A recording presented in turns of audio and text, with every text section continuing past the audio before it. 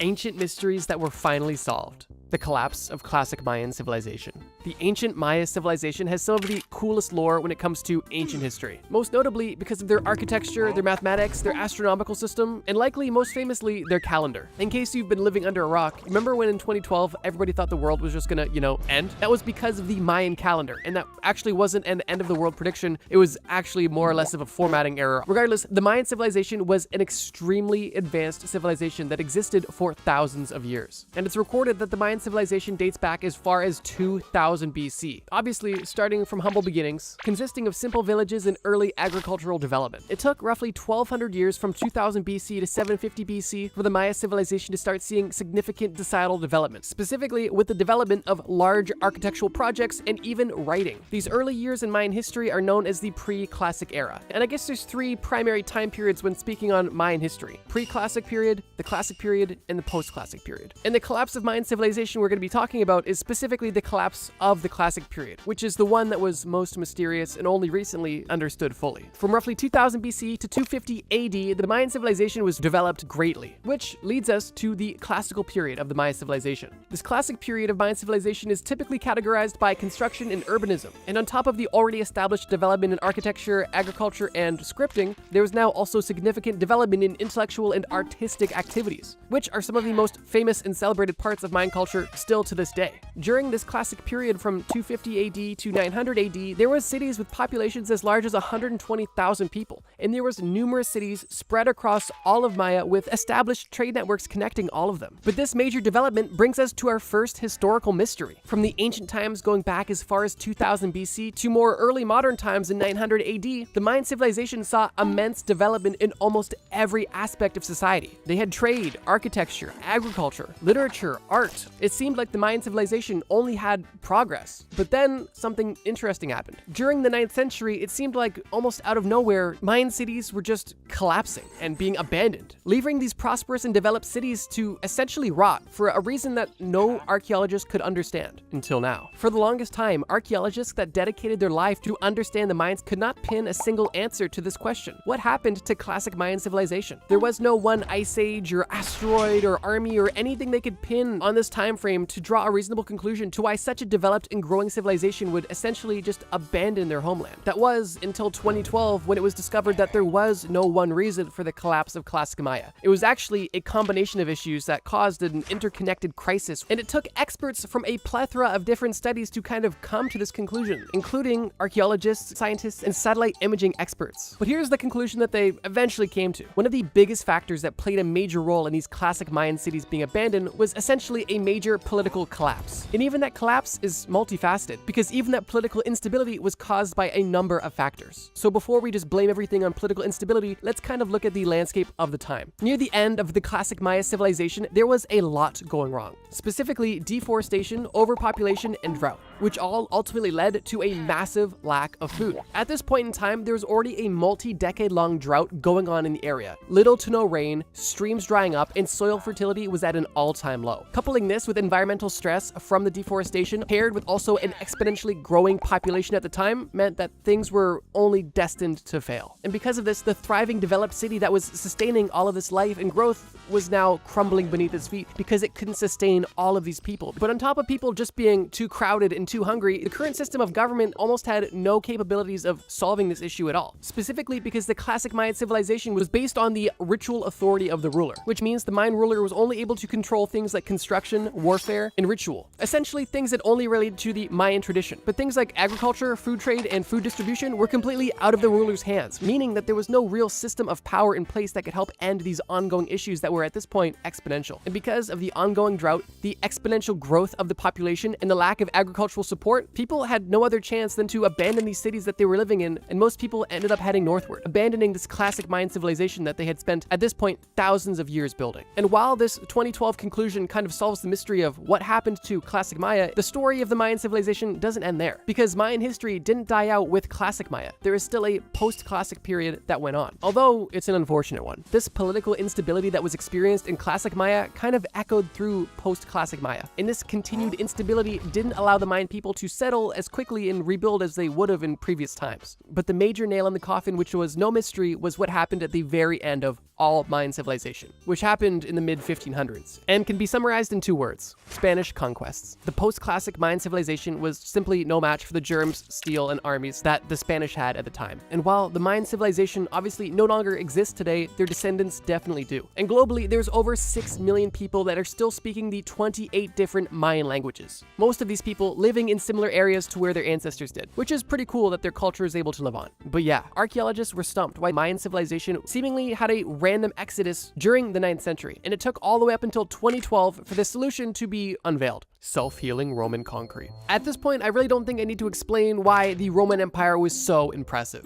The feats and lore of ancient Rome and the Roman Empire are just so cool. And we've talked about a lot of this history on this channel. Actually, my second video ever on this channel was about why Rome even fell in the first place. But that brings us to our next mystery. As I'm hoping most of you know, Rome fell a very long time ago. Although in the modern day, we still have a lot of architecture from ancient Rome and the Roman Empire. And this has puzzled archaeologists for centuries. And it's a reasonable question. How did the Romans have such effective, long-lasting structures made out of concrete that didn't have rebar, and they didn't have any of the modern math or tools or tricks that we have today with our modern concrete structures? There's a saying that goes, modern times require modern solutions, but I think there should also be a saying, ancient times require ancient solutions. And the ancient solutions that the Romans used for their concrete was genius. And it's definitely not an accident that so many Roman ruins are still in remarkable condition to this very day. In January of 2023, not even 3 years ago, a group of scientists from MIT and Harvard were doing a deep dive into Roman concrete when they finally came to the conclusion of the Romans' concrete success. And it's actually rather interesting. But let's take a step back. Before this discovery in MIT in 2023,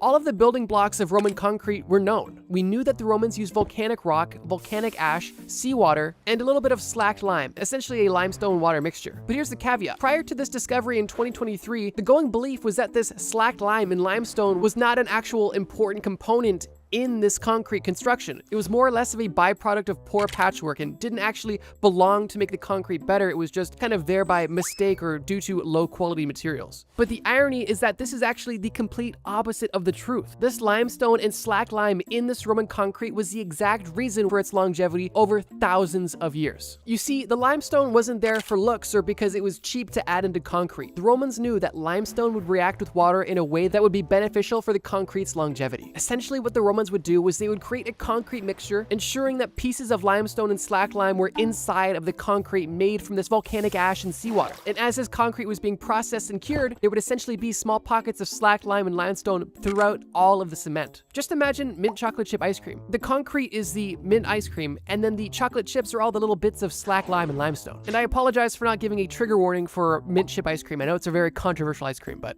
I'm just gonna say it. I like it. Back to the mystery though, although this limestone didn't necessarily serve a huge purpose when the concrete was fresh and intact, as the concrete would begin to settle and shift and crack over time, this would expose the chunks of slack lime and limestone. And this is exactly where the magic happens. As these bits of slack lime and limestone would be exposed, water would begin to enter these cracks, and the reaction between the limestone and the water would cause a chemical reaction that would essentially begin to self-heal the concrete. And this seemingly rudimentary solution was actually the cornerstone of Roman concrete success, and the solution to a mystery that went on for decades. Okay, before we move on, I really quickly want to mention today's video sponsor, Five. If you've been watching my channel for a while, then you've definitely heard me talk about Five because they are the perfect way to catch a vibe without feeling bad about it in a fun and discreet way. And today, Five just launched a brand new flavor of their chill gummies, and that flavor is watermelon. If you're looking for a delicious indica-dominant gummy that helps you relax, chill, and truly wind down at the end of the day, then you are going to love Five's brand new watermelon chill gummies. And you can get them right now using my link in the description. I love working with Five because they are third-party quality tested for safe ingredients and consistent dosing. They are extremely convenient because they ship legally to all 50 states directly to your doorstep, and they are so delicious. If you're someone who enjoys catching a vibe with your friends on a summer night but doesn't like drinking, then this might be the perfect thing for you. If you're an adult over the age of 21 living in the United States and want to try the brand new Five watermelon gummies,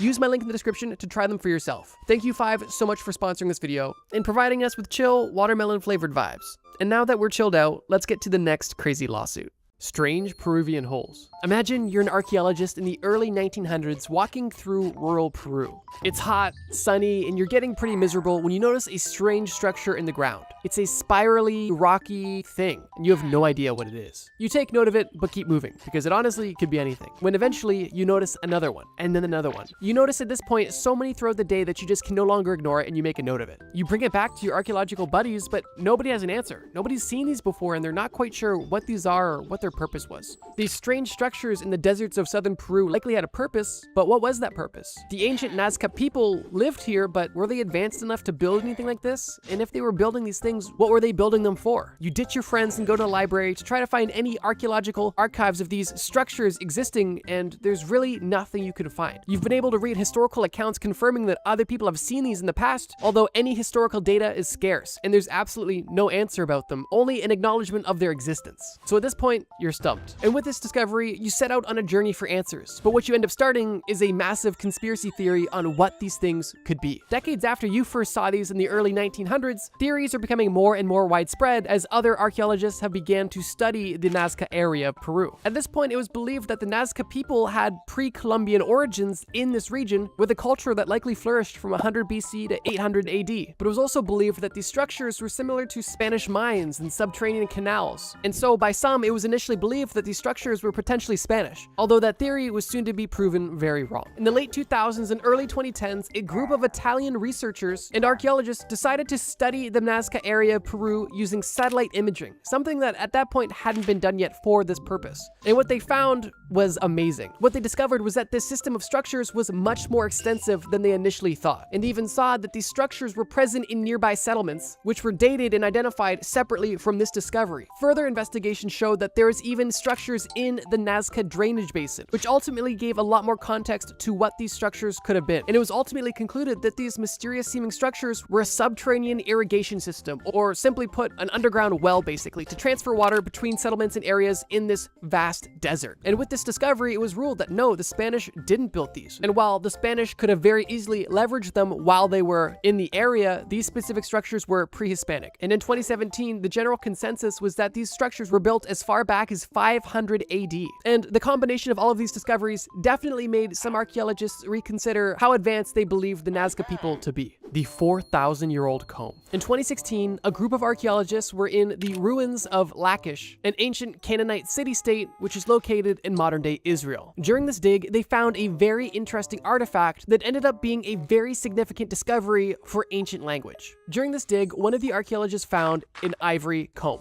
It doesn't really sound super exciting until you understand that this ivory comb was literally 3,700 years old. This ivory comb was made out of elephant ivory. And while this discovery in this artifact is amazing, it doesn't end there. On this small comb, there was a very faint and small sentence written. But what was interesting was, even though this artifact was extremely old, nearly 4,000 years old, the sentence that was written used the phonetic alphabet, which was extremely uncommon for this time. Typically during this time frame, hieroglyphs or other forms of script were what people used. So finding the phonetic alphabet was very interesting. But while this ancient artifact was cool, the mystery still stood. What did this say? And this mystery was actually relatively short-lived, as after it was found in 2016, the code was deciphered in 2021. And what was engraved on the comb goes as follows: "May this tusk root out the lice of the hair and the beard." And I guess this was more or less of a blessing of your hair, or maybe a threat against potential lice living in your hair. Regardless, it's so cool that they were actually able to translate what was on this 4,000-year-old artifact. And historians believe that this artifact likely came from Egypt, because the region in which this artifact was found had no elephants anywhere nearby. And it was believed that this artifact was owned by a wealthy trader who was able to get luxury goods from other parts of the world. And who knows, maybe even just getting lice out of your hair during this time period was a luxury. So if I was one of the archaeologists on this dig, assuming that the structural integrity was solid on this comb, I would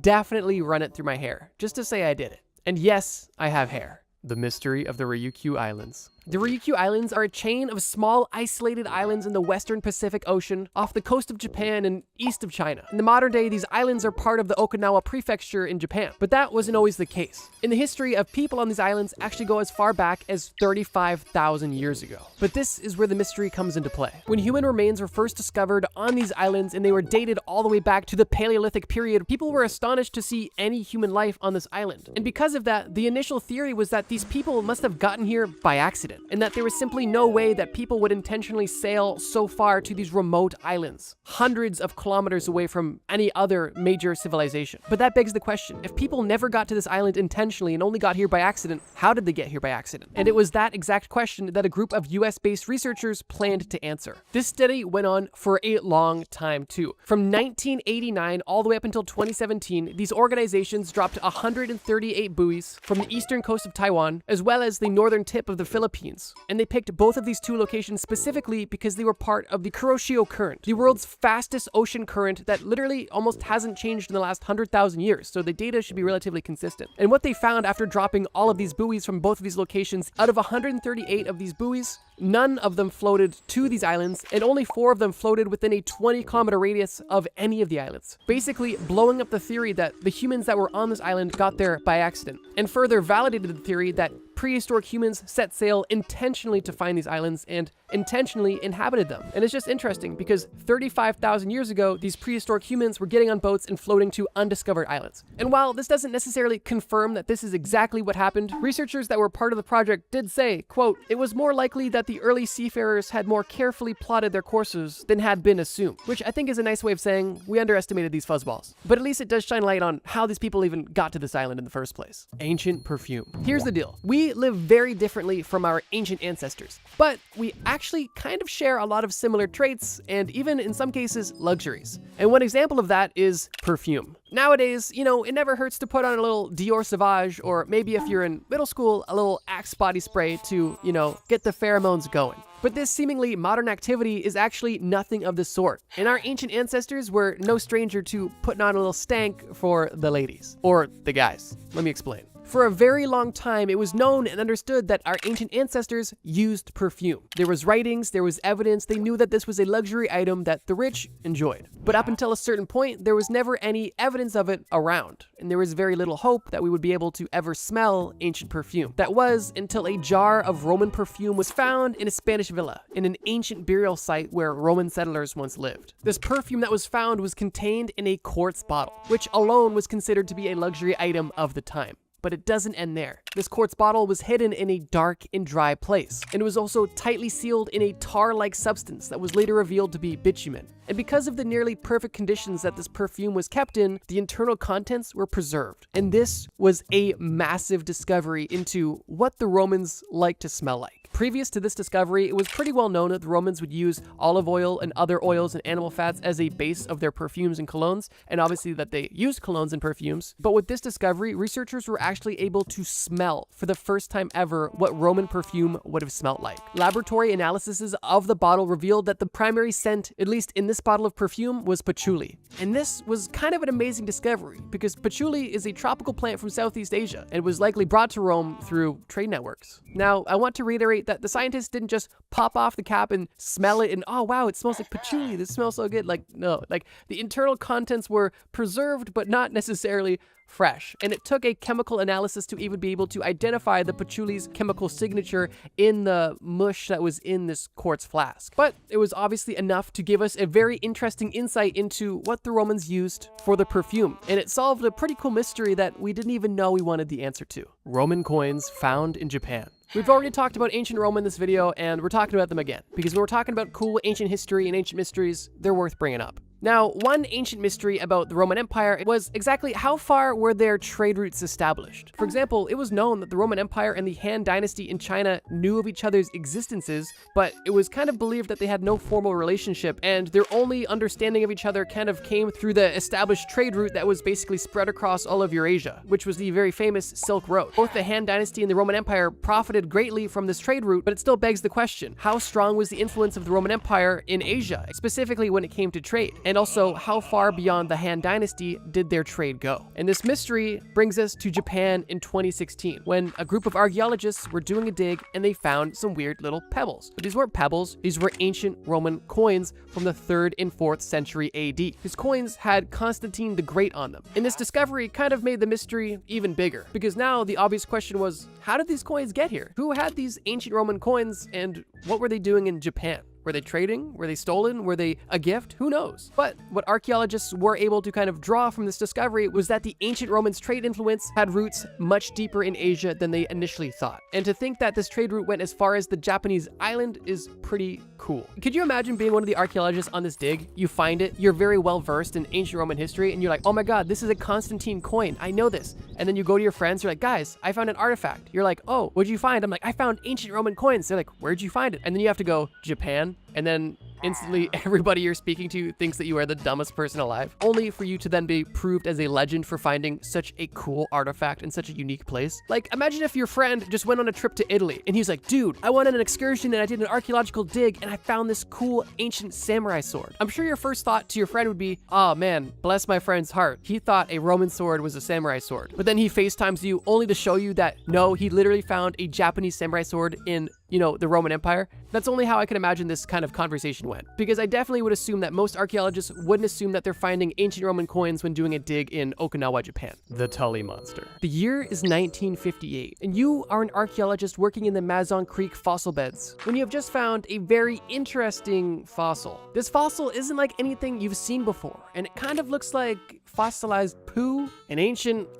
toy, some sort of large peanut. Whatever it was, you have never seen this before, and neither have any of your archaeological or scientific friends. Not only have they not seen this before, everybody was baffled and confused on what this fossil could be. And from the year 1958 until 2016, the origins of this 6-inch long, large wood-looking, bug-looking thing had no explanation. All anybody knew was that there was a hard outer shell, 2 eyes, 2 long stalks that protruded out of the head, but beyond that, everything was up for debate. But one of the hottest debates was whether this creature was a vertebrate or an invertebrate. But that debate was closed in 2016. And I just have to say, man, 2016 was such a good year for discoveries, because I feel like so many things we've discussed on this list have been from 2016. So shout out 2016. Honestly, just a good year all around. I was in high school at the time, just carefree, you know, just having fun. I'm not one of those people that said high school was way more fun. I have a lot more fun now, I think. But high school, there's a certain charm to it. You know, you have no responsibility in life. We're off topic. In 2016, after nearly 50 years of studying this thing, it was confirmed that this wooden-looking bug was confirmed to be a 307 million year old invertebrate creature. It was labeled as a jawless fish, and it had many similarities to the lamprey. Not everything is known about this creature, obviously, and work is still being done on the fossil, but the major points of contention are, you know,